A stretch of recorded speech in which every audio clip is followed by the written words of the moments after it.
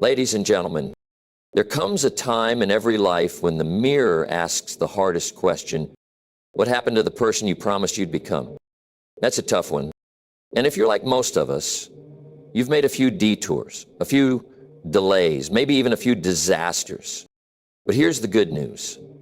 A setback is nothing more than an opportunity for a comeback. And this time, it's not for applause. It's not for approval. This time, it's personal. This time, it's an apology to yourself. You see, when you stop keeping promises to yourself, something inside you weakens. Not your muscles, not your mind, your trust in yourself. And the greatest loss in life is not a job, a relationship, or money. It's self-respect. But we can rebuild that. How? Through discipline, through consistency, through action. Every morning you get up early. That's an apology. Every time you push past your old limits, that's an apology. Every moment you choose growth over comfort, that's an apology. And when you string enough of those moments together, guess what happens? You start to believe in you again. You start to trust you again. You start to become the person you were always meant to be. Now, hear me out. This isn't about perfection. This is about direction. Don't say, I'll try. Say, I will. Don't say someday. Say today. Because today is where change begins. Today is when you write a new story, and this time, the story isn't about how you fell. It's about how you rose. But make your comeback a personal apology. Not with tears, not with words, but with transformation. Because in the end, the world doesn't need your excuses. You don't need your excuses. You need your comeback. You need you stronger, wiser, better. And most of all, redeemed. Let's go to work. You owe yourself an apology, not excuses. That statement isn't just a motivational catchphrase. It's a principle, a mirror held up to your life. Somewhere along the journey, you may have slowed down, taken a detour, or sat on the sidelines when you knew you had more in you. Maybe you promised yourself you'd be further by now.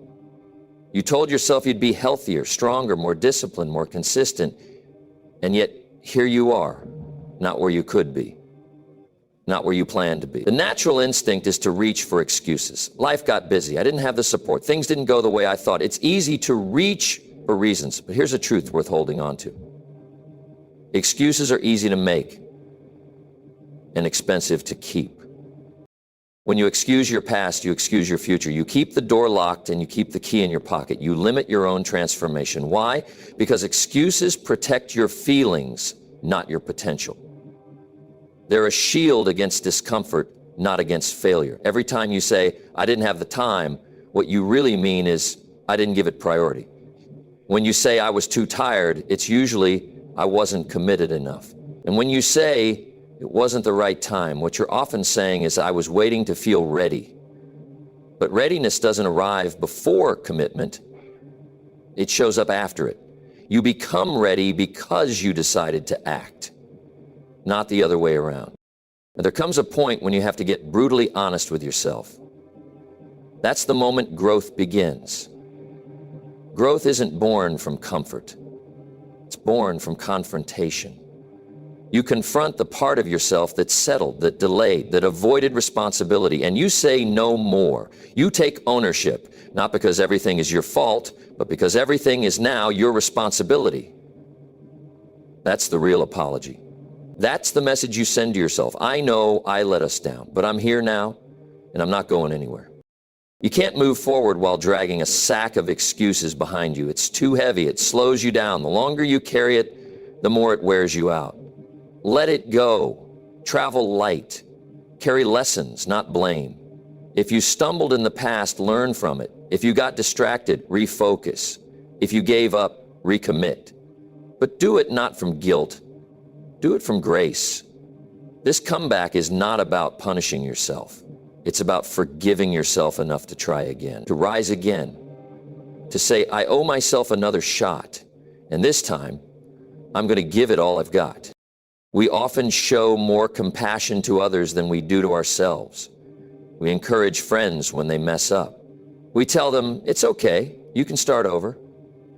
But when it's us, we label ourselves as lazy, weak, or incapable. That's not fair. You wouldn't speak to someone you love like that, so don't speak to yourself like that either. Speak to yourself with both truth and hope. Tell yourself, yes, you made mistakes, but those mistakes don't define you. They inform you, they shape you, and they're part of the process, not the end of it. So if you've drifted away from the person you wanted to be, if you've fallen short, gotten off track, or lost your spark, don't explain it away. Don't hide behind reasons. Face yourself, face your choices, and then make a better one. That's how you turn your story around. That's how you rebuild trust with yourself. Not by explaining, not by excusing, but by doing. You want to feel proud again? Show up. You want to rebuild self-respect? Follow through. You want to become someone you admire? Be consistent. And above all, don't wait. Don't say Monday. Don't say next month. Say now. Begin now. Take one step now. You don't need to have it all figured out. You just need to be honest enough to say, I haven't been who I know I can be, but I'm ready to become that person again. That's the apology.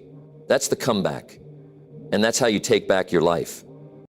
Discipline is the strongest form of self-respect. Most people misunderstand discipline. They see it as a punishment, a burden, a rigid set of rules that takes the joy out of life. But that couldn't be further from the truth. Discipline isn't what holds you back, it's what sets you free. It's not a prison, it's a path that leads you away from chaos, away from regret, and toward the life you've always known deep down you're capable of living. At the heart of it, discipline is a message you send to yourself every day. I matter. When you get up early to work on your goals, when you put the phone down to focus, when you say no to short-term pleasure for the sake of long-term gain, you are affirming your worth. You are telling yourself, my future is important enough to make sacrifices today. That is self-respect in motion. That is love translated into action. You don't need to say you believe in yourself when your actions prove it. The problem is that most people confuse discipline with restriction. They think if I'm disciplined, I won't be happy. I'll miss out. But what are you really missing out on? Regret? Lost time? Broken promises to yourself? Discipline doesn't take joy away, it multiplies it. Because the joy that comes from freedom, confidence, and achievement is far greater than the fleeting hit you get from comfort and convenience. When you live without discipline, you may feel good for a moment, but deep inside, you start to erode your own confidence. You stop trusting yourself. You start avoiding mirrors, avoiding goals, avoiding effort. And that is a slow, silent kind of suffering. True freedom doesn't come from doing whatever you want. It comes from doing what's right, even when it's hard. Think about it. A person with discipline doesn't panic when things go wrong because they've trained for adversity. A person with discipline doesn't fear falling behind because they know they've been consistent. They can trust their own habits. They've built a foundation of integrity, one that isn't shaken by every little storm.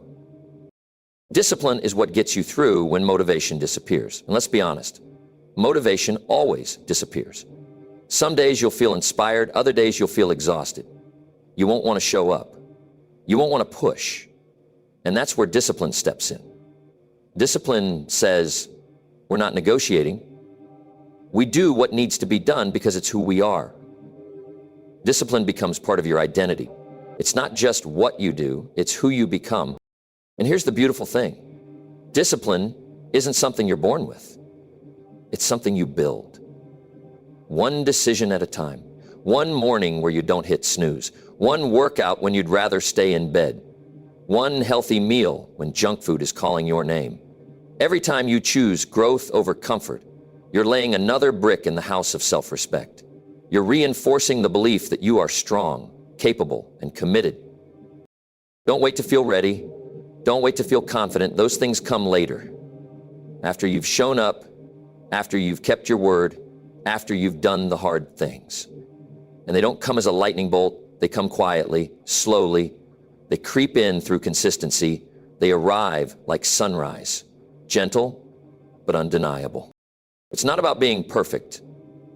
Discipline isn't about never missing a step. It's about refusing to quit. It's about showing up again even after a slip. It's about getting honest with yourself and saying, yes, I messed up, but I'm not done. There's no shame in falling. The shame is in staying down. Discipline is the hand you extend to yourself that says, let's go again. And when you live that way, when discipline becomes a core part of your character, something shifts. You stop looking for shortcuts. You stop blaming others. You stop waiting for a break.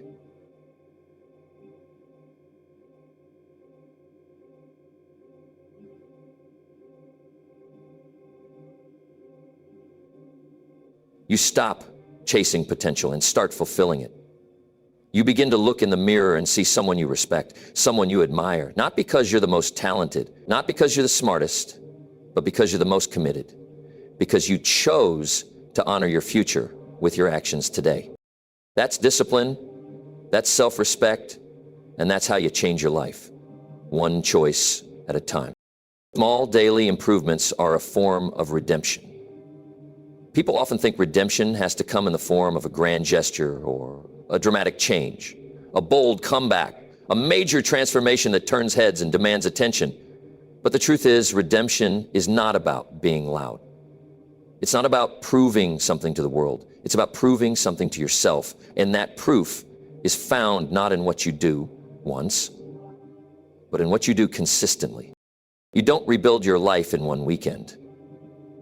You don't reclaim your self-worth in one victory. You do it slowly, methodically, one choice at a time. It happens in the smallest of moments, when you get out of bed 5 minutes earlier than usual, when you put your phone down. These aren't just habits, they're promises.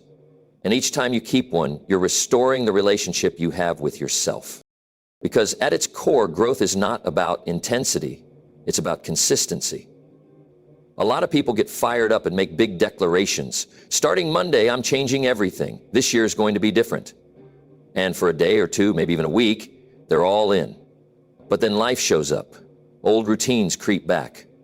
The motivation fades. Why? Because they tried to build a mansion on sand. They went wide instead of deep. They focused on changing fast instead of changing for good. But small daily improvements, that's the deep work. That's the foundation. That's what lasts. Because those improvements build something more important than results. They build identity. When you take a small step forward each day, you start to see yourself differently. You no longer see yourself as someone who quits, who talks but doesn't follow through. You begin to see yourself as someone who shows up, someone who grows, someone who is in the process of becoming. And that identity shift is everything. Because once you believe you're the kind of person who takes care of their body, who respects their time, who invests in their goals, you start to act accordingly. You don't have to force it. It becomes natural. It becomes who you are. That's how real change happens. Not when you do something once, but when it becomes a part of your character. The beauty of small improvements is that they're always within your reach. You may not be able to transform your whole life today, but you can read a page. You can drink water instead of soda. You can make a to-do list. You can go to bed 30 minutes earlier. These aren't massive shifts, but they are movements. And movement creates momentum. Momentum builds belief, and belief fuels action. You might not see the change right away. That's okay. Don't confuse invisibility with ineffectiveness. The seed doesn't sprout the moment you plant it. Redemption isn't about erasing your past, it's about rewriting your future. And every day you make a small decision to improve, you're doing just that. You're redeeming the missed opportunities, the wasted time, the old mistakes. Not by pretending they didn't happen, but by making sure they don't happen again. You're telling yourself, I've learned, I've grown, I'm doing better now.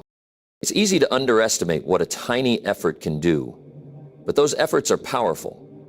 They are the proof of your seriousness. Anyone can talk about change. Anyone can plan to change.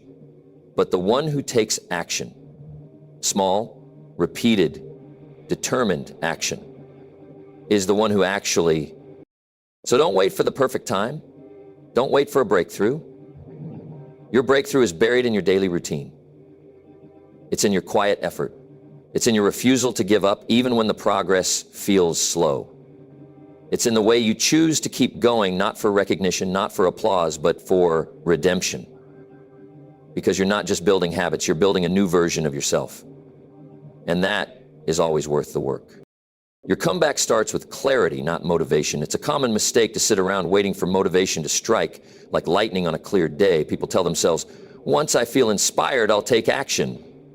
But days go by, then weeks, then months. The energy never shows up. The fire never lights, and they stay stuck in the same spot, frustrated, stagnant, and unsure of why nothing is changing. But here's the truth. Motivation is not the starting point. Clarity is. When you know exactly what you want, why you want it, and what it's going to take to get there, that clarity becomes the engine. It pulls you forward. And from that movement, motivation starts to build. Most people don't lack energy. They lack direction. They're busy but not productive. They're moving but not going anywhere. They're doing things but not the right things. Without clarity, you can be active and still be lost. That's why it's not enough to just try harder. You need to aim better. You need to know where you're going and what matters most. Clarity brings focus, and focus is power. Start by asking yourself the hard questions. What exactly do I want? Not a vague idea, not a random wish. What specifically do I want to change? Is it my health, my habits, my finances, my relationships, my mindset? Get real, get detailed. The more specific your target, the more power you have to hit it. You can't improve what you won't define. Then ask, why does this matter to me? Not to anyone else, to you. Your reasons are your roots. If they're shallow, you won't last. You'll quit the moment it gets hard. But when your reason is deep, when it's tied to something personal, something meaningful, you develop resilience. You become less fragile, less tempted by distractions, less likely to fold under pressure, because you know what you're doing and why you're doing it. Clarity also means being honest about what it will take. Not what you hope it will take, but what it will take. Change requires cost, time, effort, focus, discipline, and you have to be willing to pay that price. Without shortcuts or wishful thinking. If you want the result, you have to want the process too. And when you're clear on the price, you stop complaining about the cost, you stop resenting the effort, because now you understand it's not punishment, it's part of the journey.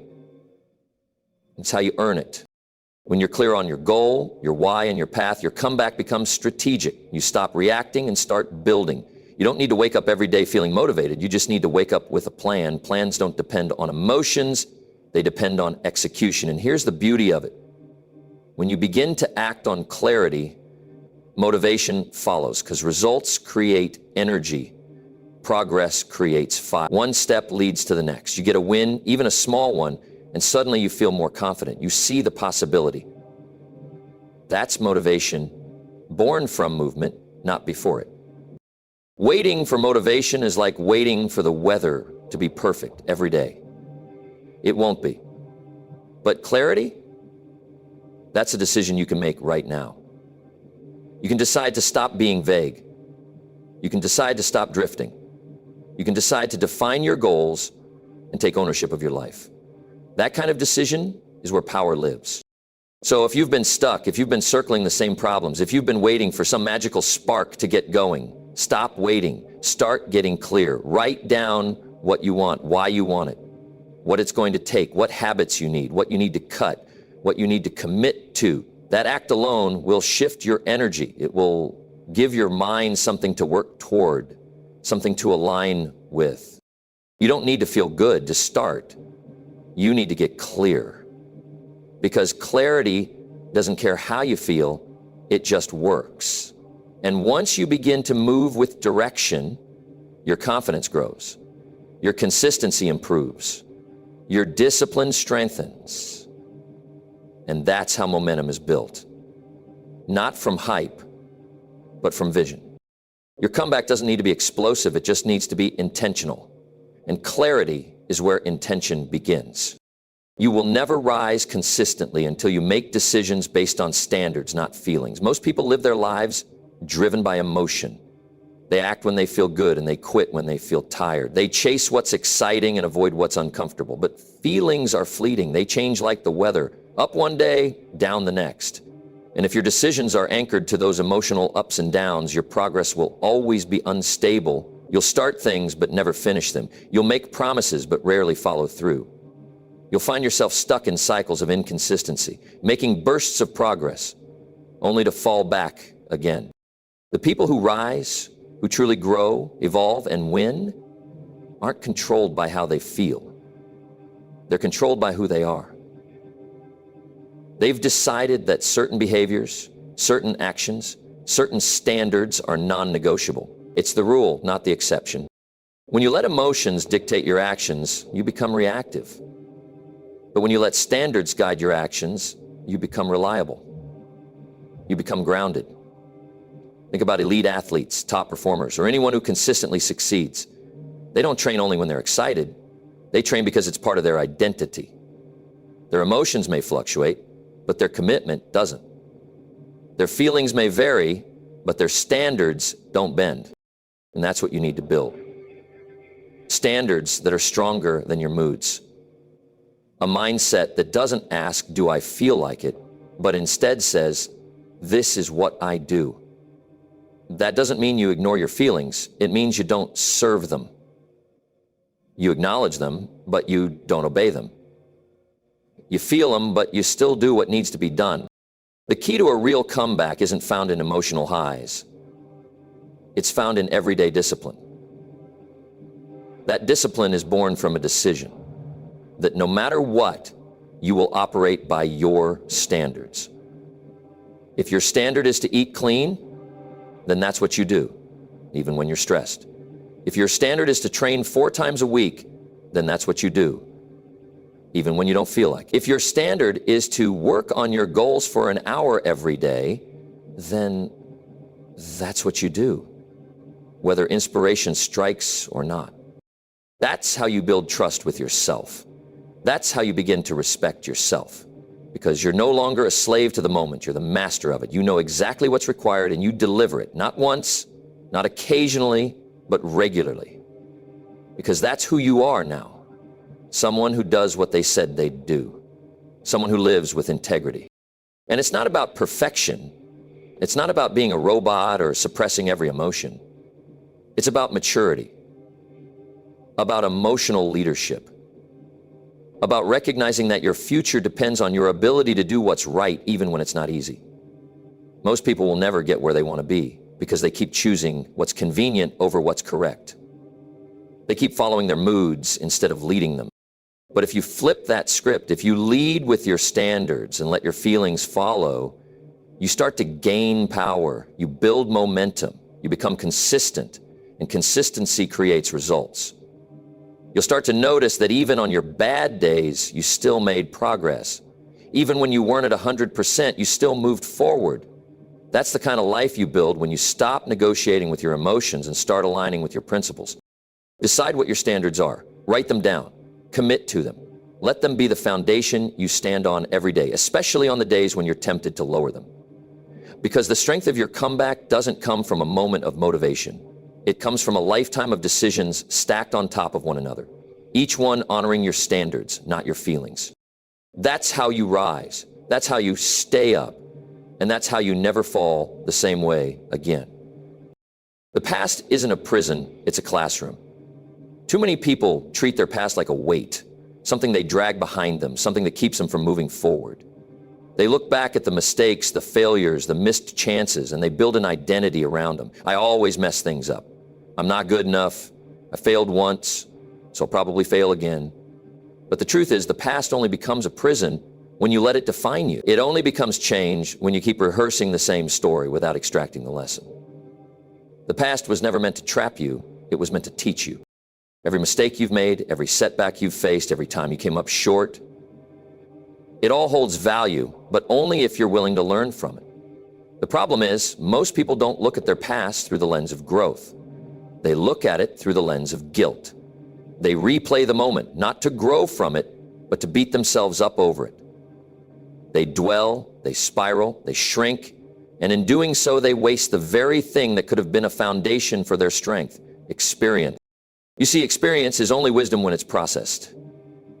You have to reflect, but not to shame yourself, to instruct yourself. Ask, what did this teach me? What would I do differently next time? Where was I emotionally, mentally, spiritually when I made that choice? Those questions are how you turn the past into progress. That's how you take the sting out of the story and replace it with strategy. Well, let's be clear. Your past happened, yes, but it is not happening anymore. The person you were is not the person you have to be. You've learned more, you've seen more, you've survived more, and that counts for something. You don't need to erase the past, you need to evolve because of it. The goal isn't to pretend the pain didn't happen. The goal is to make sure it wasn't wasted. That relationship that broke you, it taught you what red flags to never ignore again. That failure in your career, it showed you what wasn't aligned with your purpose. That season of self-sabotage, it revealed the gaps in your habits and the cracks in your mindset. You didn't go through all that just to sit and regret. You went through it so you could grow through it, so you could become someone wiser, stronger, and more intentional on the other side. But here's the thing, growth isn't automatic. Time doesn't heal all wounds, only intentional reflection does. Time alone just creates distance. You have to engage with the past to transform it. That means facing it, not avoiding it. That means owning your role in what happened, not to blame yourself, but to empower yourself. Because if you can own your decisions, you can change your direction, you can rewrite the narrative. You can take the pen back from your past and start writing the future in a different tone. There's no breakthrough without awareness. You can't overcome what you won't acknowledge.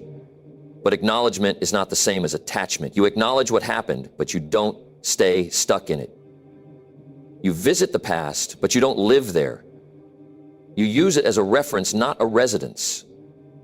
You let it inform you, not imprison you. That's what winners do. That's what people on a real comeback path understand. They don't run from the past, they don't bury it. They mine it for wisdom. They extract the gold, they take the lesson, they leave the weight, and they move forward with more clarity and more conviction.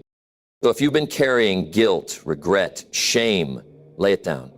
Not because what happened didn't matter, but because you matter more than what happened. You are still here. You still have choices. You still have time to turn the pain into power. You still have the opportunity to make the rest of your life the best of your life. The past is not who you are, it's what shaped you. But you get to decide what that shape becomes. You can let it break you, or you can let it build you. You can keep asking, why did this happen to me? Or you can start asking, what can I build from this? You're not behind. You're not broken. You're becoming. And every piece of your past, every wrong turn, every setback, it all has something to offer if you're willing to look closely enough. Don't waste it. Use it. Learn from it. Let it fuel the comeback that you owe yourself. You owe it to yourself to keep the promises you make to you. Not just because it leads to progress or success, but because it's a matter of integrity, personal integrity. When you break a promise to someone else, there's guilt, there's accountability, there's a consequence. But when you break a promise to yourself, it's quieter. There's no one to call you out, no one to hold you to it. It just slips by. And that's where the real danger lies. Every time you say you'll start tomorrow and don't. Every time you say you'll change and don't. Every time you commit and then back out, you're not just letting time pass. You're weakening your own trust in yourself. And that trust is the foundation of everything. Because if you don't believe you'll follow through, you won't even try. You won't set big goals. You won't pursue real change. You'll lower your expectations to match your inconsistency. That's how people shrink. Not because they aren't capable, but because they've made a habit of disappointing themselves. But here's the flip side. When you start keeping those promises, even the small ones, you begin to repair that trust. You start to believe in your own word again. You say you'll wake up early, and you do. You say you'll work out, and you do. You say you'll eat better, read more, push harder, and you do. And with every one of those little victories, something powerful happens. Your identity shifts. You stop seeing yourself as someone who's always trying, and start seeing yourself as someone who does.